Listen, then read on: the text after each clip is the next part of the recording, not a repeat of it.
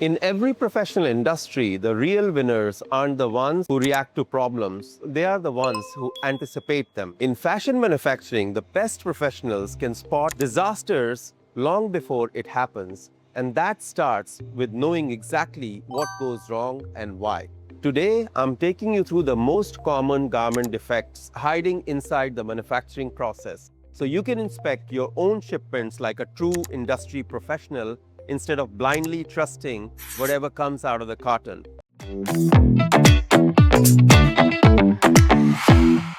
Before we jump into the 6 birthplaces of garment defects that we introduced in the previous episode, we first need to understand how quality teams judge the severity of a defect. Because not all defects are created equal. A loose thread sticking out of a seam and a broken needle hidden inside a garment may both be defects. But trust me, one of them is far more likely to ruin someone's day. In garment inspection, defects are typically classified as critical, major, or minor. Critical defects are the ones that make quality managers suddenly sit up straight in their chairs. These involve safety risks, legal compliance issues, or problems serious enough to stop an entire shipment.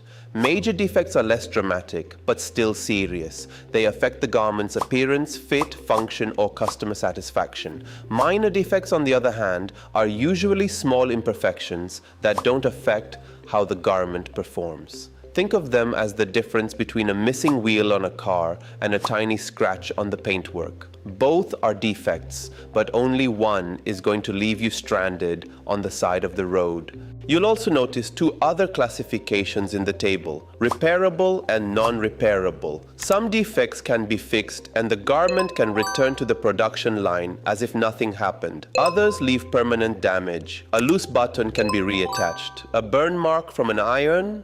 That's rather like trying to untoast a piece of bread. Once it's done, it's done. Here is a simple chart to elucidate the concept. Pause and take a screenshot of this table for your future reference. Before we look at the different defect birthplaces, there's one more rule that quality inspectors live by. Location matters. Think of it like having a stain on your shirt. If it's hidden on the inside hem, nobody cares. If it's sitting right in the middle of your chest, that's all anyone will see. Garment defects work exactly the same way. That's why inspectors divide garments into visibility zones. The more visible the defect is to the customer, the more seriously it's treated. A defect isn't judged only by what it is, but also by where it shows up. Here is a simple chart to elucidate the concept. The first birthplace is fabric physical defects. As we covered in our dedicated fabric defects episode, these defects are already present in the material before the garment even reaches the sewing floor. Looking at the classification table, you'll notice that most fabric physical defects fall into the major category, because once they're visible in the finished garment, they're difficult or sometimes impossible to hide. Take a hole, for example. This one is fairly self-explanatory. If the fabric already contains a hole, every process that follows, cutting, sewing, pressing, packing, is simply adding value to a defect that already exists. It's a bit like building a luxury penthouse on top of a cracked foundation. The problem doesn't disappear just because you've spent more money on it. You'll also see defects such as bar marks, pilling, broken yarns, reed marks, and foreign particles listed in the table. While they may look very different from one another, they all share one thing in common. They were born before garment production even started. And that makes early fabric inspection the first and arguably most important quality checkpoint in the entire manufacturing process. While most of these faults can be classified as major, but depending on their severity and location, they can also come into minor category, and this can only be decided by the brand guidelines. The second birthplace is fabric performance defects. And unlike a hole, a stain, or a skipped stitch, these defects often can't be seen during production. The fabric may look perfectly fine when it's inspected, cut, sewn, packed, and shipped. Then 3 washes later, it suddenly reveals its true personality. like that colleague who seemed perfectly normal during the job interview and then became the office legend for all the wrong reasons. Examples include poor color fastness, excessive shrinkage, peeling, weak tear strength, poor stretch recovery, and fabric distortion. These are known as performance defects because they affect how the garment performs in real life, not how it looks on the production line. A t-shirt can leave the factory looking like a perfect medium and come back from the laundry looking like it belongs to someone's 12-year-old nephew. That's why fabric testing is so important. As we covered in our fabric testing episodes, laboratories don't test appearance, they test claims. And because these defects can't always be detected through visual inspection, testing often needs to happen both at the fabric stage and again on the finished garment. We'll cover garment testing in more detail in a future episode. The third birthplace is garment process defects. These defects are created during garment treatments that happen after sewing, such as garment dyeing, enzyme washing, stone washing, or silicone finishing. When these processes are well controlled, they enhance the garment. When they're not, they can create serious quality problems. The table on screen shows some common examples.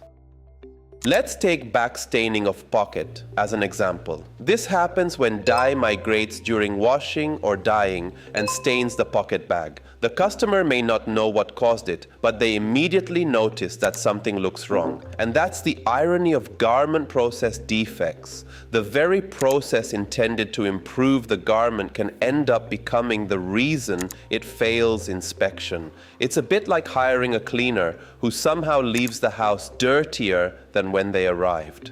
The fourth birthplace is pattern and measurement and cutting defects. Sometimes the fabric is perfectly fine and the sewing team has done everything correctly. The problem actually started much earlier during pattern development or cutting. The examples on screen are just some of the common defects found in this category. One example is missing pattern parts, which is classified as a major defect. Imagine trying to assemble a shirt only to discover that one collar piece was never cut. It doesn't matter how skilled the sewing operator is, you can't complete a puzzle when one of the pieces never made it into the box. Another common example is inaccurate cutting, which is also classified as major. Even a small cutting error can affect the garment's size, shape, and fit. A sleeve might end up slightly shorter, a collar might not match correctly, or panels may no longer align as intended. It's a bit like following a recipe perfectly, only to realize someone measured the ingredients with a ruler instead of a scale. The fifth birthplace is sewing defects. This is where all the planning, cutting, and preparation finally come together, and where one careless operation can undo hours of good work. The examples on screen are just some of the common sewing defects inspectors encounter during production. One of the most common examples is skipped stitches, which are classified as major defects. A stitch that doesn't form properly creates a weak point in the seam. It may look harmless at first, but under tension or repeated washing, that small gap can quickly become an open seam. In quality control, tiny problems have a habit of becoming expensive problems. On the other hand, not every sewing defect is a major issue. Take overstitching, for example, which is typically classified as a minor defect. This happens when the stitch line extends beyond its intended boundary. The garment still functions perfectly well, but it doesn't look as clean or professional as it should. Think of it like coloring slightly. Outside the lines, your drawing still makes sense, but your teacher probably isn't giving you full marks. The sixth and final birthplace is finishing and packing defects. Even after sewing is complete, the job isn't finished. Garments still need pressing, trimming, labeling, folding, and packing before they reach the customer. The examples on screen are just some of the common defects that can occur during these final stages. One example is burn marks, which are classified as major defects. This happens when excessive heat from pressing damages the fabric. Imagine spending weeks sourcing the perfect fabric, cutting it perfectly, sewing it perfectly, and then accidentally branding it with an iron during the final few minutes. That's a painful way to fail quality inspection. An even more serious example is a missing care label, which is classified as critical. To most customers, a care label might seem like a small piece of fabric hidden inside the garment. But from a quality and compliance perspective, it's essential. Without it, customers don't know how to care for the product, and in many markets, the garment may not even meet legal requirements. It's amazing how a tiny label can carry so much responsibility. And that brings us to the most important lesson of this entire episode. Quality isn't created during the final inspection. It's built throughout the entire process. Fabric protects sewing. Sewing protects finishing. Finishing protects packing. Inspection simply verifies that every department has kept its promise. Because quality isn't created by inspectors. It's created by every person who touches the garment before the customer ever does. So now you understand the common defects that can happen during garment manufacturing, but spotting defects alone isn't enough, because to truly control quality, factories must push garment through physical and chemical testing long before they ever reach the customer. And that's exactly what we will dive into in the next episode. BSKB, Bite-Sized Knowledge Bombs, is proudly powered by Blossom 360, a hands-on industry journey created to uncover the reality of garment manufacturing beyond the showroom lights. If you are an aspiring fashion student who wishes to learn about the manufacturing process, or a young executive who has been thrown in the sea of fashion and wishes to take a short break while learning about the nuts and bolts of the fashion industry, this is your chance. Blossom 360 takes student fashion entrepreneurs and fashion industry professionals straight into the heart of production, where real learning happens on factory floors, not just inside PowerPoint slides. If these episodes are helping sharpen your industry knowledge, hit like, subscribe, and leave a comment below. Thanks for watching, and I'll catch you in the next episode.